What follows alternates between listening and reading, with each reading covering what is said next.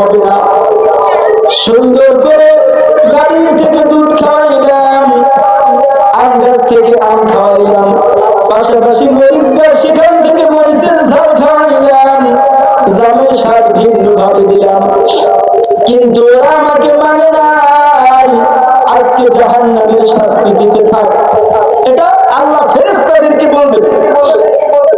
এরপরে আল্লাহ বলবেন ওদেরকে জাহান্নামে নিয়ে